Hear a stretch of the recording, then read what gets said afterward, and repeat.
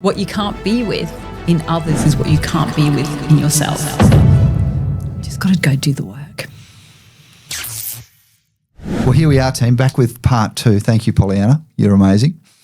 I love it. So we left part 1 really with some leadership philosophy, and that was to show up as your adult self. I love that. I heard a definition recently, Pollyanna, that went something like teams or people support what they create. And I thought, wow. And that came from beautiful. Isn't that amazing? Stephen Bartlett, The Diary of a CEO. Like what, from just speaking to CEOs everywhere. And I love that concept that the more the team can be involved, although that's very, I guess, pragmatic and operational, I suppose, in its approach to system, but showing up as your adult self. And the team are involved, Anton. The team are involved. Just, just sit back and go, well, lead me. Just lead me, right? Let the healing begin. The team are involved. Yeah. We are complicit we are active, we are all of that. So when you come together and you operate as a system where everyone has accountability and responsibilities for how that system rolls along and functions, that's when the shifts happen. Otherwise, we're just blaming others. I can still go, oh, this interview's not going so well because, Anton didn't ask me the right question, right? And, of course, that's not true. It's how that's a blame framework. And, I love the Gottman stuff. I do grids on the floor and I get people to sit in it and I go, show me what blame looks like in this system. No, we're not doing theory. Tell me what it sounds like here. What does it sound like? What does it feel like? I know, what does it smell like? Just how does this team do? How do you do blame? How do you do blame? How do you do contempt? And, often a team will go, we don't have contempt. No, contempt's hard to recover from. You would know that. But that eye roll that you just did? Seeds of, right? They're the seeds of contempt. So rather than eye rolling, adult self demands you have a conversation with the person you need to have a conversation with. And it's okay. We're not always we don't always have the skills and capabilities to do that. That's right. And they're hard. That's why we provide the support that we provide to our clients, right? As coach leaders, and to be able to have that's a those joy. skills. That is a huge joy to do that. However, there's so much available to us in our lives, resources, fabulous resources. If we can start curating what we absorb, we can build those skills and capabilities. There's just so much that's available now. Just be careful about what you're digesting. That's true too. And the knowledge on the planet's doubling every couple of weeks or something. Which and how is do you fabulous keep up? and overwhelming. Too much. Yeah. Too much. So stick to what you need. Go looking for that information from a source that you trust. What does Brene? You remind me of Brene Brown when you speak. Oh, what a compliment! The blame, the shame, the contempt. Shame. And we're so good at it. And of course, you with your background, you'll know that I always remember one of the mentors when I did my coaching. One of the first things they said to me, which I'm sure was a result of something I'd brought into the space, what you can't be with in others is what you can't be with in yourself. Just got to go do the work. What you can't be with in others is what you can't be with in yourself. So I think it was Karen Kimsey House who said that, who was one of the founders of the coach training organization that I trained with. And I think that really hit me. That's accountability, right? Big time. That's accountability. So do the work, get out of the way so you can be in service of somebody else. So self, and influence them. You got to get out of self. What's the human being or what's the system in front of me? What are they needing right now? And I might not know, but I can ask the question. Absolutely. What do you need right now? Right? Wow.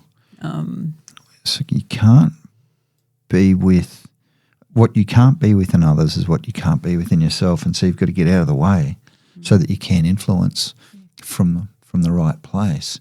Because if you can't be with something in yourself, that means that you're grappling. It means that you've got this internal sort of struggle, internal. We might call that incongruence, or a dichotomy. It might be that you would see this a lot in your work. If as a human being, I'm constantly criticizing someone for being arrogant, criticizing someone for being impatient, or I'm criticizing. with you. Have a look at yourself for that. Correct. Yeah, exactly. Because I sometimes, and I do this. I have this great little thing. I don't know if it works. I say, does that look like a mirror? Fabulous. So you got to be a bit careful who you use that with. Well, we use that in team systems work. The diagnostic is holding a mirror up to the team. It's revealing it unto itself. Yes. Right? We don't always want ourselves revealed to ourselves. No, that's right, exactly. We don't really want to know what we're struggling courage. with. It does take courage to internalise and to actually interrogate your the deepest inner workings of yourself. Yeah. Thank you so much. You're welcome. Now, I've read your story and you are like the most highest achieved human on the planet. Right? I don't know. And AI did this for me. Hey, that's an old photo. So, no, not at all. You're still in your 20s. Yeah, I don't want to be. I actually say to my girlfriends, I love birthdays, especially mine. Right. And, what's the alternative? Have a birthday or you're dead, right? That's true too. Seriously. If you're not having a birthday, you're not here. Correct. Amazing. Very quickly for all our listeners out there. And I don't know if this is a quick. How do you grow a business that goes to £11 million at the age of 21? You must have been the most influential human on planet Earth. I don't know about that. Naivety. So I left country Victoria when I was 21, but I actually started the startup when I was 24. All right. I got it wrong. I got it wrong. And I was actually laughing with my kids the other day. I was like, we were profitable in 12 months. I was 24. This is pre-internet, people, right? I had a phone. We couldn't afford a fax at the time, so I ran around to the newsagent to fax. And I remember, I don't know if you've ever lived in the UK, but the Evening Standard used to be the paper that everyone got in the evenings, right? And I saw an advert for taped office noise. If you don't know what a tape is, if you're, not of my generation, you can look it up. A taped office noise. So I used to play taped office noise while I cold called companies so they would think I was a real business. So how did I build it? I look back and I go, how did I go from tidying my office, my little box room in, there's always a box room in a UK house, right? The smallest room doesn't quite fit anything in it, so you put a desk in there. Didn't know anyone, wasn't my industry. There was no internet because it hadn't been invented yet. And I just asked people for help. So what I decided was I would contact IT contractors, and I would contact IT managers and say, tell me what really annoys you about IT recruitment specialists. It was a newer-ish industry back then. I said, what really bugs you about them? And they told me, and I went, well, I just won't do that then. That's how I started. I got laughed out of every bank, as you can imagine. No, I don't have permanent residency. No, I have no experience. No, I haven't done this before. Business plan, haven't got one of those yet. What do I do? How do I do one of those? And we were profitable within 12 months and one of the first privately owned agencies to not have to use factoring to finance. So I connected with people and I asked them questions and I aimed to not do the things that annoyed them about the profession. Wow. And from there it grew. And then I learned. I applied myself to learn about the industry, so. So you connected, you built relationships and you learnt what worked. Yeah, and I did the work. Right? Of course. It was a lot of hours in there. Oh, I can only imagine. And it was extraordinary and it was one of the, just what a gift, right? Seriously, just extraordinary to build a company on the other side of the world. And that's the other thing. Nobody knew me. Different country. I could just be this today. Right. I think there's something really special about going away from home. And our youngest, our 18-year-old's in Berlin at the moment, living her best life, right? Just having a ball. Good on her. And to be away, as a parent, of course, terrified. Of course. Yeah. Absolutely excited for her because she will grow away from us. Of course. That's the reality. And that's right. And you asked earlier on about leadership and influencing. If you walk in, or if I, as a human being, if I walked in and went, I'm going to really influence you. I've got an agenda, right? That's right. Wrong intent. So that intention piece, to loop back when you talked about intention, that's where I was going with that. So I keep my fears to myself when it comes to my daughter being in Berlin, living her best life. Of course. And just go live your best life, girl. Go Good live your on best you. life, because that's where they'll grow. So if we're feeling stuck and stagnant, maybe it's time to shake up the environment that you're in or look at it differently. Wow. And I love what you said. I think, like, I still live in a regional town, and I've grown 2 7-figure businesses in this tiny little town. Right? I know, right? And it's been hard, and you know, nowhere near as fast as you managed, and nowhere near what you've achieved. And so, you know, I feel a little bit imposter syndrome today, just so you know. and in saying that, I just. You know, I value my amazing wife of 31 years who doesn't want to leave our hometown. And we've got 2 amazing boys. And you can't be a prophet in your own town. Do you know what I mean? Like, it's just so hard to grow with people that you grew up with. Because they actually see you. Because they say, well, no, this is who you are. That's right. And also we're saying that. They're always saying that to ourselves too. Yep. Yeah. And I think until you get out and spread your wings and really, you know, have to go and meet a new circle of humans, you know, I think you can get that sort of very micro sort of version of the world. And people get that micro version of you. That's so beautifully put. Yes. Biggest learning? Biggest learning? Oh, so many. So many. I've created a lot of messes. I get it. I was a terrible leader when I had my company because I had no role models and no mentors back then. And I learned. So biggest learning is do the work. Do the work. That's been my biggest learning in my life. Just get out of your way and do the work and take accountability and responsibility for your own thoughts, actions, behaviours. Outcomes. Yeah. Impacts on others. Yeah. Because there's always reasons, right? But they're never an excuse to. There's just never an excuse. I love that. I used to have a leader who, he had this philosophy that he'd give you an hour to do a full-day job, and you'd say, well, I can't. And he'd say, that sounds like an excuse. But his theory was, if I gave you an hour, I want you to give me your best hour.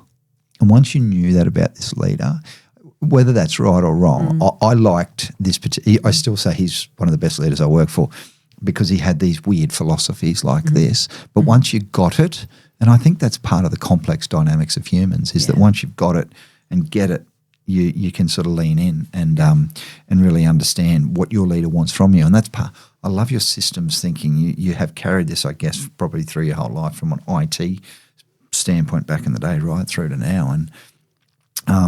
And I think that system, because communication's a system. Yeah, it's just a community. Comes from community for me. You know, Croatians, big community.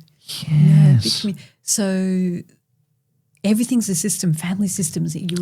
Family systems, community systems, work systems. Right. You know, they're all entities in their own right. Entities. I love that. It's all an entity. Entities. And no one single person needs dominate a system. They're important. Our needs are important, but they're not. You know, they don't dominate a system. We can't base a whole team or a whole system around one person's needs. You know, I love it, and especially the leader, because the leader's got to be giving, and that's the thing. A lot of people come to leadership and they think that they're going to, you know, be the centre of the universe, but at the end of the day, what they don't realise is their time's not their own. The further you go up an organisational chart, the harder it is actually to do anything that's your work, that's you related, because the more humans you've got to care for, that's more people problems, that's more emotion, that's more connection, and that's where your responsibility lies as a leader, is with those other humans. It sure does. It sure does. So, thank you. I've loved our conversation. You are amazing. And can I just quickly, Equal Pay Day. Let's give it a shout out, because I really think that's important. What does that mean to you as a female in an Australian workforce where we have got a pay gap and we have got, I guess, a glass ceiling? What would you say to male-dominated, and I'm on a board of all females? I think we're getting a male, but of all females at the moment. What would you say to, say, male-dominated workplaces that don't yet embrace, I guess, the pay gap, but I think the diversity gap as well? I feel like there's this mindset that goes with it. I think that the pay is just a reflection. Everything outward's a reflection of inward. So what would you say to boards? I see you put a LinkedIn post up today. What's the message? Do you know, it's a big topic. Maybe we'll have to get together again and have let's. Look, I think it's really simple. Pay men and women equally. And I've heard every manner of reasons why not. I've had one senior leader say, we just can't afford to pay women the same right now. Okay, let's have a look at that. What I think a message of compassion around men do not realise how impacted they are with gender inequity in all its forms. There's World Health Organization did in 2018 did a report across the whole European region, and gender inequity directly correlates to suicidal ideation in men. What's the suicide rate here in Australia? Seven a day. Seven males a day. And now go and look at insurance reports of single men accidents driving into trees. No. So probably higher, right? So men's mental health and physical health relies and will be better with gender equity. And then the feminist in me goes, how about taking a stand and saying inequality is not okay in my system? Right? How about that as well? So there's so many areas. Men are impacted by gender inequity in ways they don't fathom. Women are impacted more, whether it's, there's so many. There's a lot of layers to this. There's a lot of layers. I didn't think this would be the answer you gave me. Yeah, so there's a lot of layers to this. And one of the things I've been working on for the past couple of years is a gender equity reform program with an incredible individual called Lee Gassner. And I propose, what if we took gender out of the conversation and focused on wellbeing equity? Now, we probably need a better name because people sort of go to a wellbeing program, well, sort of, but not. It's a gender equity reform program. So there's many layers to this, and I think it is, to honour today, maybe take accountability and responsibility that you are part of the system. So if you lead people, have a look at the numbers. If your company was seeking investment on the current projections as gender equity as a KPI, which is what I put on LinkedIn today, you'd all be fired, right? That's right. You wouldn't have a job. So it's a big conversation for a closing comment. I think remember you're a part of the system and to be active in that system. Active in the system. Thank you. Yeah. Can I just ask you one question that I ask other people, just finishing? Yeah. If you're me, yes, who's the next person you get on? Oh, Hacia. Nice. Lucky you are. Great answer. Great answer. You're amazing, Pollyanna. We said 5. We did. And it's now 4:59. That gives you 1 minute to get on the road to Phillip Island and have a great evening. Thank you. I didn't Pleasure. need it. Thank you for inviting me. It's been an absolute joy. You're amazing. Thanks for coming on. Thank you so much. See ya.